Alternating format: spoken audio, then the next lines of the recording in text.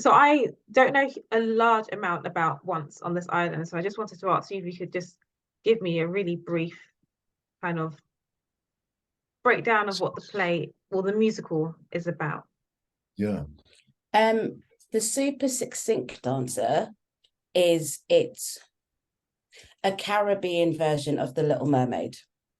Okay. So a young girl saves the life of a rich islander, and then is taken on this journey where she's made to choose between her love for him and a pact that she has made with one of the island's gods, who looks after the matter of death. And at the end, she makes her choice. That's the succinct answer. I like that. You can do a little bit more. Wow, no, I really like that. I mean, it looks at it does follow the life of a girl by the name of Timoon.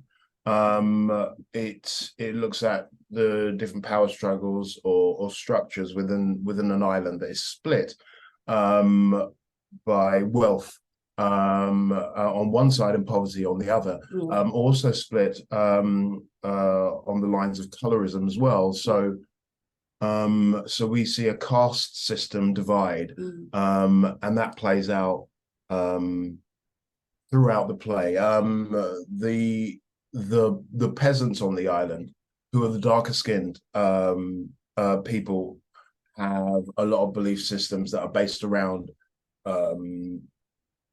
certain gods. I think we look at 4 gods in this musical. I think the original book goes into a few more, but whereas I think the rich people are kind of more materialistic and less concerned, though they are affected, but less concerned. So it's about cultural clashing and a love story, a pact between gods that puts people in peril. And yeah, I think that's a longish kind of version. I'll probably missed out quite a lot because there is a lot in it. You know, it sounds so interesting because I love The Little Mermaid one, but also it's nice to know that this is a Caribbean story, which we don't really get to see enough Caribbean. I don't think there's enough Caribbean stories that are staged, especially at Regent's Park. You never imagine it, and here we are. So it's really good. And I think as well, colorism is something that just never goes. So it's not a topic that stops. It just is a continuous topic. So I think it's very relevant. So yes, I mean it is. It's a conversation and a continuing conversation. You're right. Yeah, I think I don't know. There may be hopes for it to come to a point where we go, or I don't know, to close down the conversation, or go, or have we come to a full stop, or has this conversation ended, or But I think that wipes away the truth of it, which is it's a reflection of who we are, where we've come from, where we're going, and should all be part of our society. I totally agree.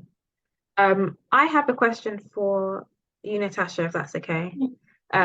So I'm going to pronounce your character's name wrong. So please correct me. I've got Mama Urali. Yeah, I say Mama Urali. Oh, Urali. Okay, I was close. I don't know if that's right either, to be fair, but that's how I'm saying it. So okay, I'm gonna copy you too. So my question is, what has been the most rewarding aspect of bringing Mama Urali? Look, here we go again.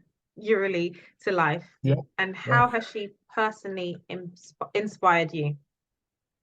I think in line with what Chris was saying about how the play is kind of split between those who believe and those who don't. Mama Urali is very much a believer. Okay. And so everything is coloured by her belief of the gods and how they affect her day-to-day life, how they affect the bigger picture of the world for her. And she is a woman that is very much protecting the world that she lives in and doesn't want to change what that world is. And, they live over there and they do their thing over there, and that thing isn't our thing. Our thing is this, we do this, you're born here, you go through A, B, and C, and you die here. That's our life.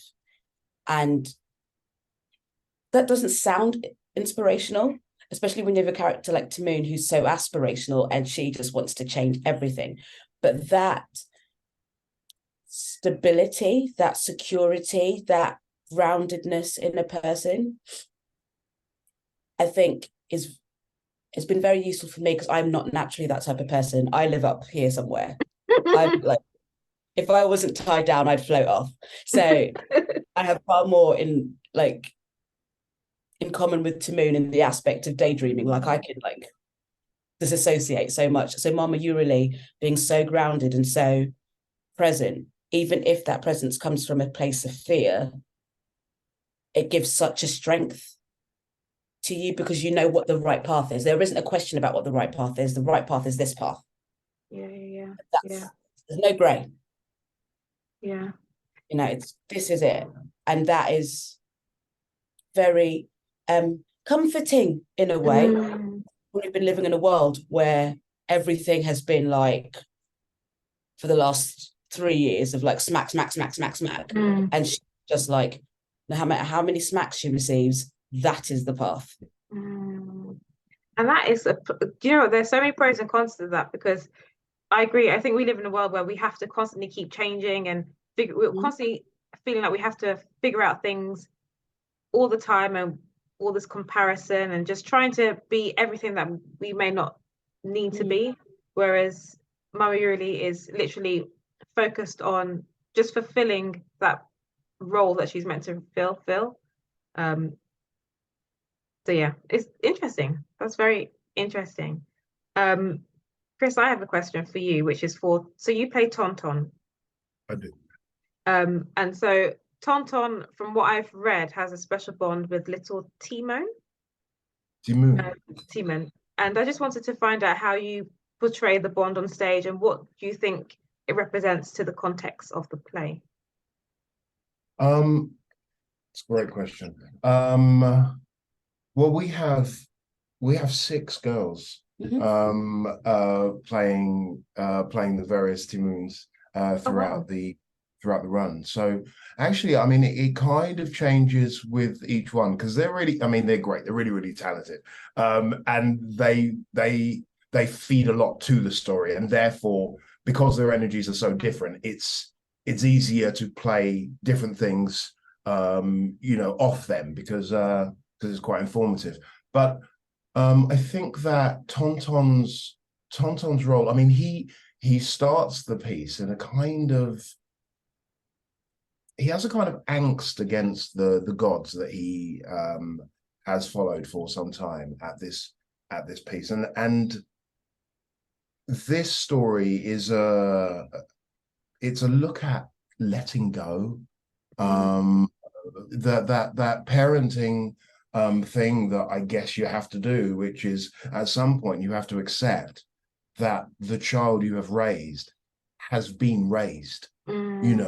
You know that you have to trust their choices now, which is obviously not an easy thing to do. So I would say it's that kind of arc through the piece for Tonton of wanting to keep Timoon, the small child that he found in the tree, and finally having to accept that she is grown and able to make decisions and accountable for her own actions, which is not easy. No, it's a great struggle for an actor because, like, these are the things that reflect, I think, universally, and for me it's a great struggle because I want to problem solve and get to the point where everything's okay too early. So this is great. It keeps on challenging me to go, okay, I can't solve this. I have to allow the awkwardness, the pain, the everything that's going on to run through and be a kind of truer reflection of what it must be like to parent a child who you found and is so willful. Yeah. A good word to use actually for the character. For you both, because both of your characters, from everything I've kind of read and what you guys are saying, are very kind of inspirational characters to have. And I just wanted to know what has been the most rewarding part of playing both Tonton and Mama Yuli, and what impacts that you hope it will have to see these characters for the audience. I'll let you go first. You're buying us time to think, I aren't you? I have an answer, but it's a bit cheesy, so I'll let you go first. Most rewarding part.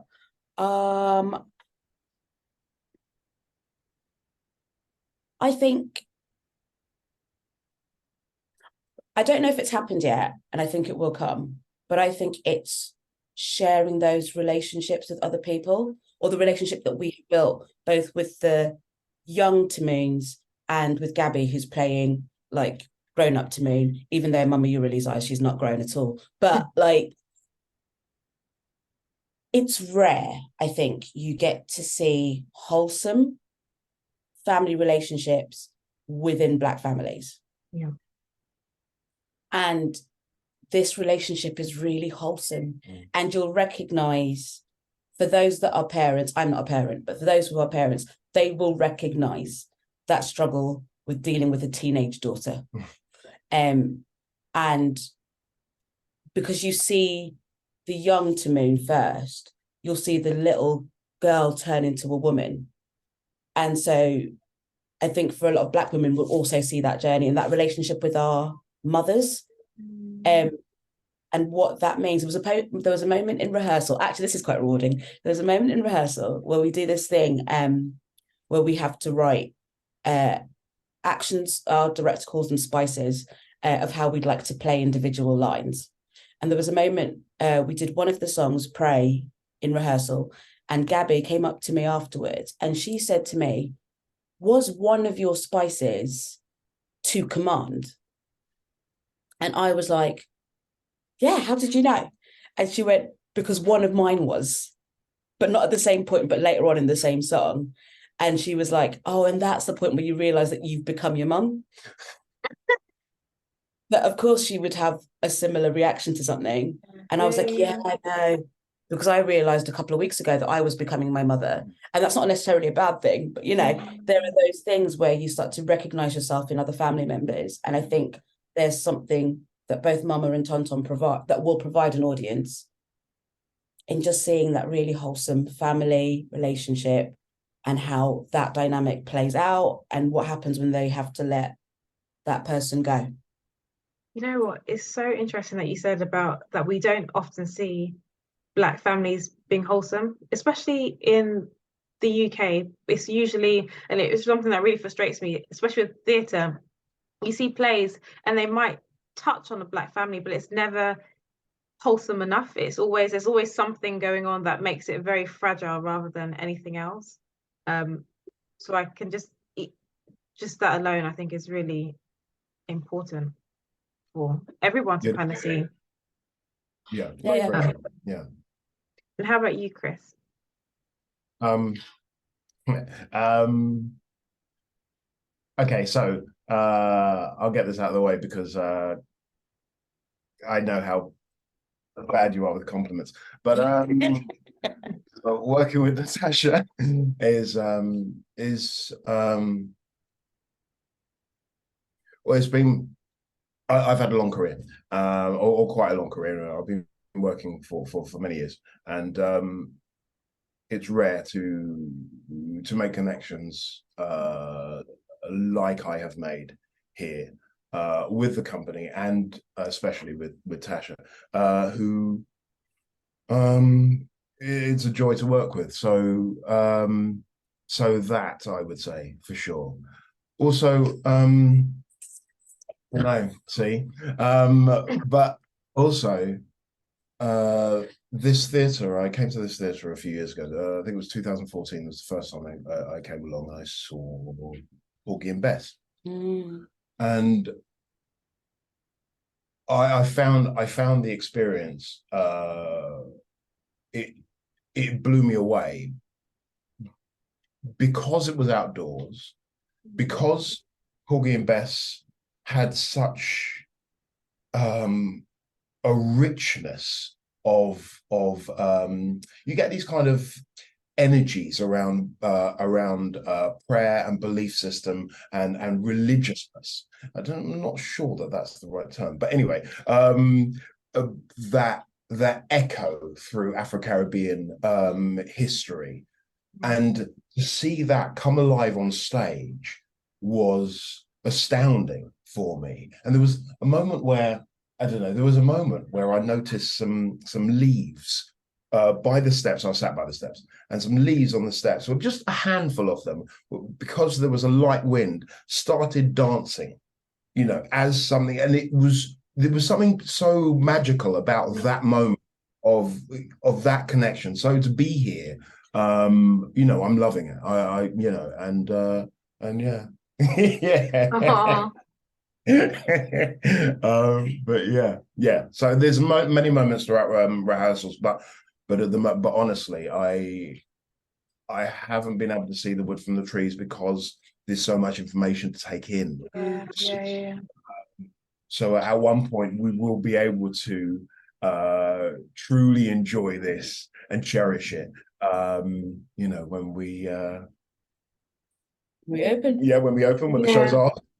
You know, so yeah, be great. And how do you guys prep for, because it's, as you said, it's outdoors, and with the British weather, you absolutely have no idea what you're going to get, which would scare me. Thought of it could be raining 1 minute and then sunshine the next. Do you guys have to prepare for it in rehearsals, or is it all in the tech? I mean, anyone who lives here knows the weather is changeable here. So it's not actually much of a shock. The daunting fact is, the daunting thought of it is realized by actually living here. You just go, you know, we always adapt, you know, and can adapt to weather in terms of like preparedness for. I mean, I think the theatre has a number of procedures in place for what happens they take care of it if the you know the sky opens. But I mean, both of us have done a lot of outdoor. No, you've not. No, I've not. No, then just me then. Yeah, because I've worked at places like the Globe, or I've done like a lot of site specific work. I did do the Globe. Yeah, see, I knew I wasn't lying. I mean, yes. Yeah, all right, fine. Right. So I did listen. Short run. And when you work in those sort of outdoor spaces, you kind of know that you're open to whatever comes from those outdoor spaces. Yeah. And I think people tend to fixate on the weather, particularly the rain, because this is England. And it rains. It rains a lot of the time. It's also really humid for no reason. But you're also open to things like helicopters and planes and parties. We're in the middle of a park. I can guarantee at some point there will be someone having some kind of illegal barbecue at some point in the park, and we will hear a rave whilst we're in the middle of a really beautiful, touching scene, and somewhere in it you'll just hear. You know, like when you're at the at the Globe and you hear the booze cruise boats go past, and there are animals. There will be squirrels. A squirrel will turn up on stage. I'm sure of it. There will be flies. There will be bugs. There will be pigeons. There will be all the things that being outdoor comes with, and our audiences know that as well, and we know that. And in some ways, I think audiences are well more up for it than performers. Yeah. So they will sit there with soaking wet bums because they are committed to the thing. And you know, and we will do it with them. It just plows on. Because also, I mean, it adds an element of magic, because there's no denial in what's happening right now. You know, if you're inside a theater, you can kind of deny what's going on outside, because, you know, but actually it adds a kind of another character. So if the clouds suddenly open and the sun just beams down for a matinee, you know, that everyone experiences that together. And there's something wonderful about that. I don't know, I really like it. I mean, last night we were doing rehearsals and we were just about to come up to a song called Rain. and the heavens opened. That is my wet dream. I would be like, yes. What a dramatic like, imagine if you're in an audience and you're watching a show, yeah. the fake thunder that you hear leads to a massive deluge. You'd be like, you are the only audience that got to see the show at that point when that thing happened. Yeah. And that's what makes it really unique. So every show will be different for every audience because the weather is part of our is a member of our company. It is actually, yeah, that's it. Yeah, atmosphere. It creates a wonderful atmosphere. Yeah. And because of that, there's a closeness between cast and audience that you go, we're in this together. Mm-hmm. We go through a journey. We tell a story, but it's a journey for us as well as the audience. Mm. So it's a shared experience. Yeah. So yes. And you mean a dream that's wet, don't you? Yeah. Good. But great. also, I mean, on a purely practical yes. point, the theatre does put things in provision to make sure that both us and the audience are safe. So if we do need to stop, we will stop. Yeah. But it's not. Yeah, it's not like a. Yeah, heavens. Yeah. It's not. I don't think it's a massive fear on our part. Yeah. I guarantee it's going to happen where the rain will come down on that song and you'll be like, yes. Yeah. It'll happen for sure. It will. I mean, I hope so, but don't just on the high notes. I keep on... It will. With songs, I wanted to know if there was a song in particular that kind of resonates or that you love the most in this musical. Oh wow. I've got two. I know which my two are. Okay. I mean, mine originally was Why We... No, it wasn't. It was Rain. And then it was Why We Tell the Story.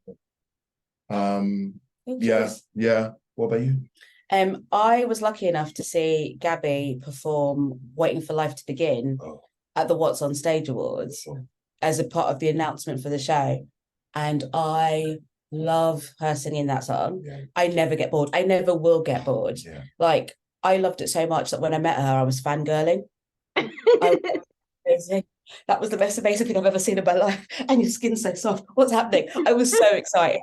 Like that, I think when you hear that song, it just tells you everything that's going to happen. Yeah. The hope in that song, the excitement in that song, the in that song is just amazing. And then also Mama Will Provide, which is sung by the god Asaka, but is played by Annalisa Lamola. My God, hands down, best song in the show.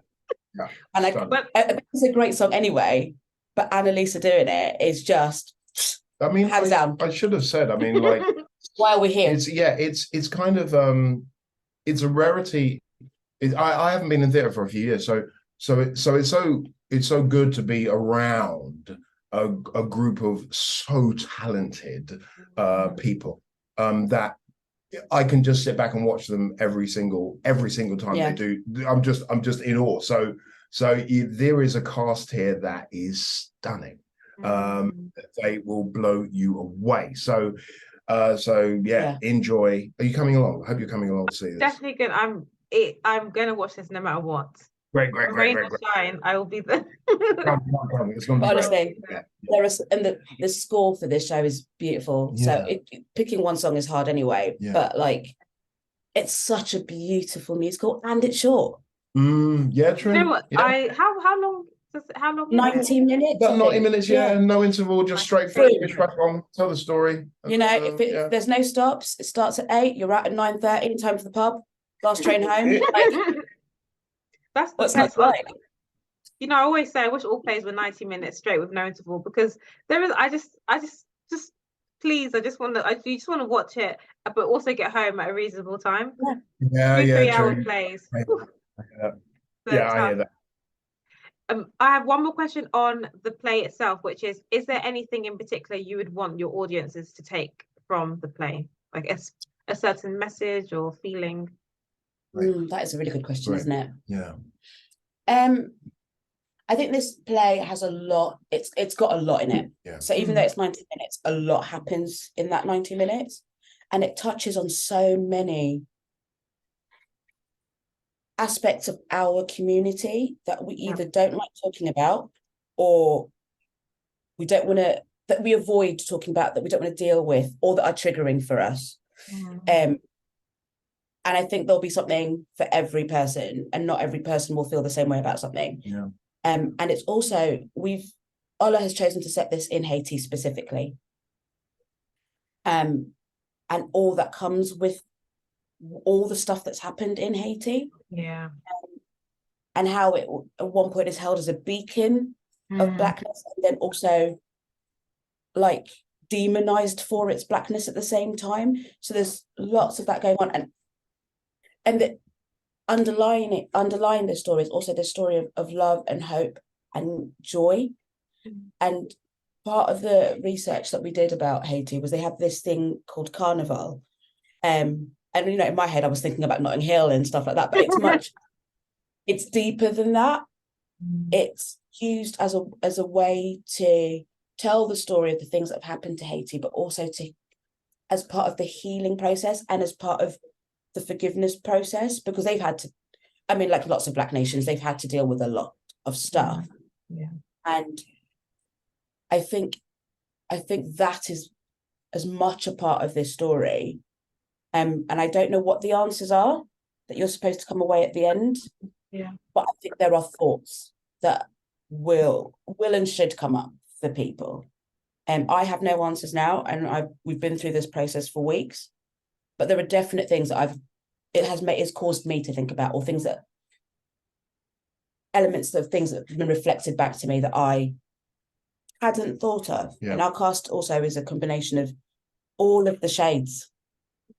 And we've got some very dark-skinned people in the company, and we've got some very light-skinned people in the company. And all of us will have had a very different lived experiences, also career experiences. And when we turn up on that stage, we will look different to different people. You know, and I think there's that in it. People will recognize themselves in different members of us. People will see themselves for the first time in different members of us, and all the feelings. I think it's feelings. Yes. And conversations. I mean, sorry, Yeah. adding to that, I completely agree. I think what I want, or what I would hope audience members to come away with is an urgency to converse about the things that have been brought up for them. And you're right, conversations that have been swept under the carpet, or people haven't felt in a secure enough space to talk about. I hope that this inspires that. Yeah. You know, as we begin our own healing processes. You know, yeah. And I think Ola's is working quite hard to not make this a sort of jazz handsy, like, look at us dancing in our poverty type true. musical. Very, very true. Yeah. Everything's great. We're poor and life is like, you know, but we're dancing. You know, so yeah, far from it. I mean, it's based on the book by Rosa Guy called My Love, which delves deeper into this story, and it's great because Ola has used so much of that material to ground this story away from what could be deemed as just a beautiful sounding musical. It is beautiful. But thankfully, she and we have not been lulled into doing the story, I think, a disservice by not serving the truths that run throughout it, that echo through societies. I will let you know how I feel when I finish watching. You know, you guys have sold me, by the way. Sold. Okay, great. Sold. All right, great. Okay, I have some really, okay. I have some very quick fire questions. So it's just literally the first thing that comes to the top of your head. okay. The first one is your favorite theatre space. Oh, okay. Oh, like actual theatre. Oh, the Globe. Right. That's nice. I'd say the old Swan, or the previous Swan, I think. In Stratford-on-Avon. I love that. I love that space. I was supposed to say Regent's Park there, probably. Oh yeah, I guess it's Regent's Park. But I have some wonderful memories of that space. I'm building my memories of this one right now. Yeah. Nice. And your favorite theatre show? It could be one you've been in or one you've seen. Mnemonic by Theatre Complicité. Wow. Nice. Okay. All right. Hi. I would say, I bet that's Ashley. No, it's not. But no. Hiya.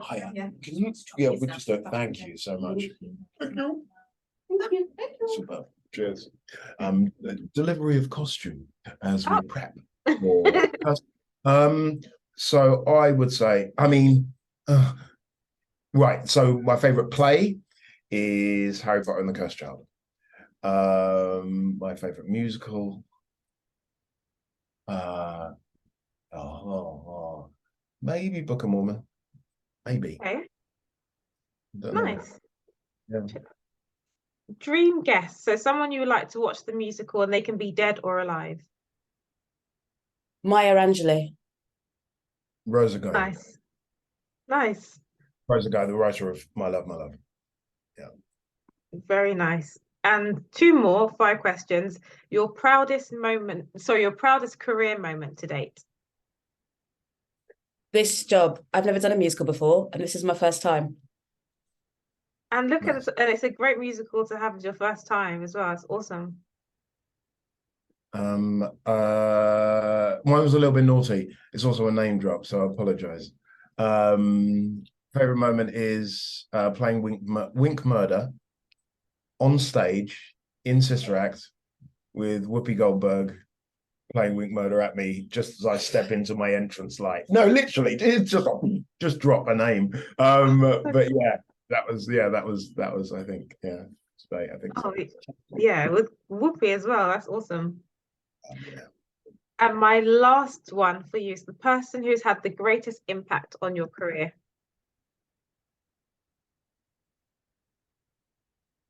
Goodness. Chris Jarman. Uh-huh. This one.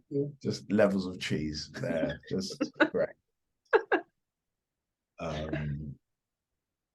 You're my favourite husband to date. Yeah, that's great. You're my favorite wife. There we go. See? So happy days.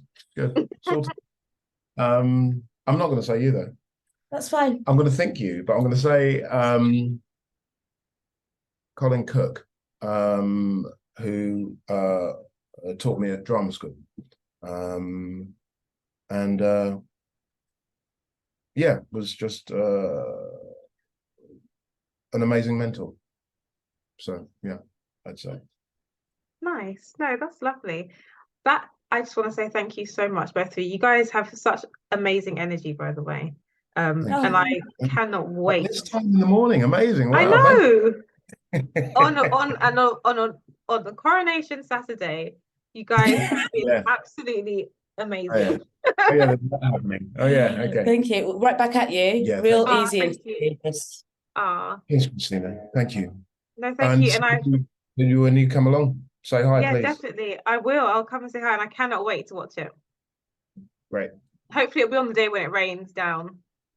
Whatever. With a song, just for that one song. It'll be great. We'll take care of it. Great. Thank you so much. Take care. All the best. All right, you take care.